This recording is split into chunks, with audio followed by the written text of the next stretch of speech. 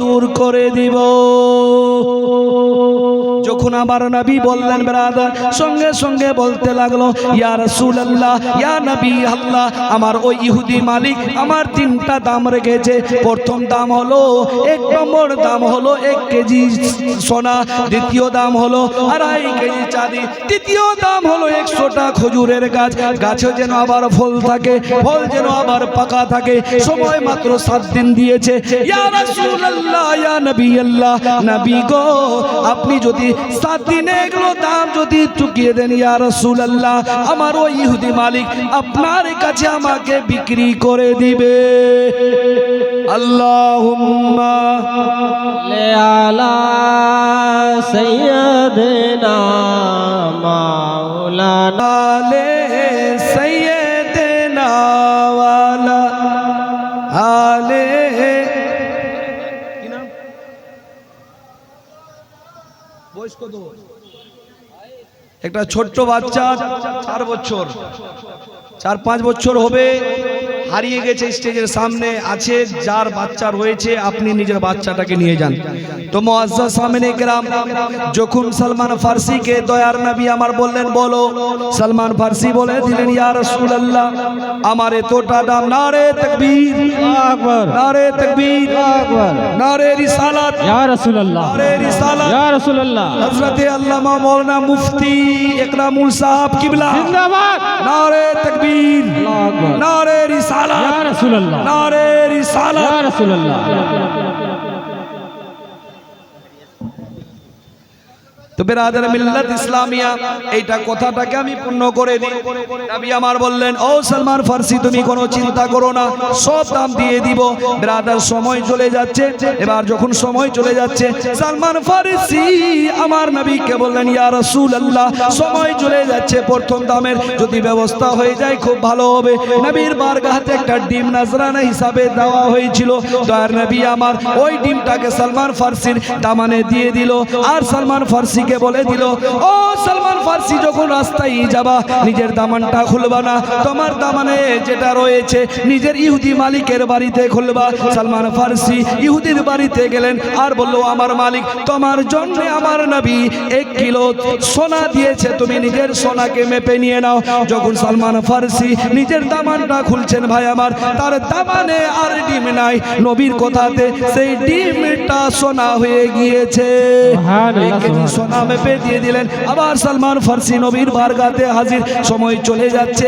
দয়ার নবীকে সালমান ফার্সি বলতে লাগলো, ইয়া রাসূলুল্লাহ, ইয়া নবী আল্লাহ, নবী গো, আপনি প্রথম দাম দিয়ে দিয়েছেন হুজুর, দ্বিতীয় দাম দিতে গেলে খুব ভালো হতো। দয়ার নবী আমার বললেন, ও সালমান ফার্সি, যাও যাও, নিজের দামানে মাটি ভরে নিয়ে এসো, দামানটা খুলবা না। সালমান ফার্সি নিজের দামানে মাটি ভরে নিল। নবী আমার বললেন, চলে যাও, চাঁদি মেপে দিয়ে এসো। সঙ্গে সঙ্গে সালমান ফার্সি ওই মাটিটাকে নিজের দামানে ভরে নিলেন আর ইহুদির বাড়িতে চললেন। ইহুদিকে বলল, ও আমার মালিক, তাড়াতাড়ি করে আসো, আমার যে চাঁদি তুমি নিয়ে নাও।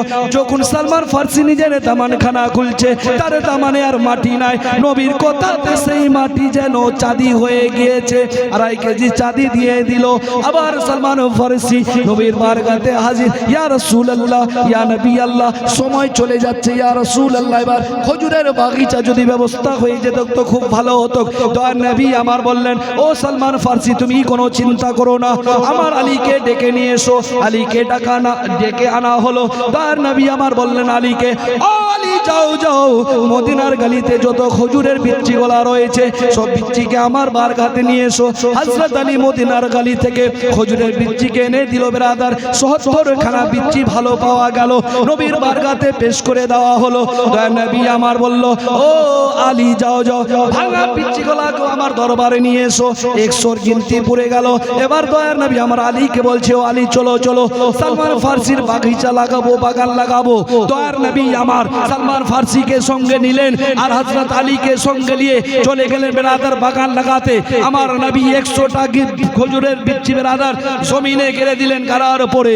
ওই ইহুদি কি করলেন, যত বিচ্ছি গোলা ছিল সব বিচ্ছিকে উড়িয়ে এক বস্তাতে ভরে বাড়িতে এনে নিজের মাথাতে রেখে বিন্দাস ঘুমিয়েছে। এবার চিন্তা করছে, বিচ্ছি তো নাই, কাজ হবে না। বেরাদার সকালের সময় যখন হযরতে বেলাল মসজিদে যখন আযান দিচ্ছে, বেরাদার সালমান ফার্সি আর মসজিদ যাচ্ছেন না, চলে যাচ্ছে যাচ্ছেন ওই বাগানে, যখন বাগানে যাচ্ছেন দেখতে পাচ্ছে যেন দয়ার নবী আমার যে গাছটা লাগিয়েছিল বেরাদার, বিনা পিচ্চির গাছ, যেন 100টা খজুরের গাছ দাঁড়িয়ে আছে। জোরে বলুন সুবহানাল্লাহ। বেরাদার মিল্লাত সম্পূর্ণ দাম দিয়ে দেওয়ার পরে বেরাদার সালমান ফারসি এবার ইহুদিকে বলছে, আমার নবী তোমাকে সব কিছু দিয়ে দিয়েছে। কথাবার্তা চলছে। আমার দয়ার নবী আলীকে বলল, আলী আর বরদাস্ত করা যাচ্ছে না, তাড়াতাড়ি করে যাও, আমার সালমান ফারসিকে নিয়ে এসো। হযরত আলী গেলেন তো ইহুদির সঙ্গে। সালমান ফারসির কথাবার্তা চলছে কি তোমার নবী তো সব দিয়েছে, খজুরের বাগান দেয়নি। সালমান ফারসিকে বেরাদার যখন বলছে, হযরত আলী বলতে লাগলো, ও ইহুদি শুনো শুনো, আমার নবী সব দিয়ে দিয়েছে, তোমার বিশ্বাস হচ্ছে না। সঙ্গে সঙ্গে তার হাতকে ধরে বাগানে নিয়ে গেলেন আর দেখিয়ে দিল বেরাদার বাগান।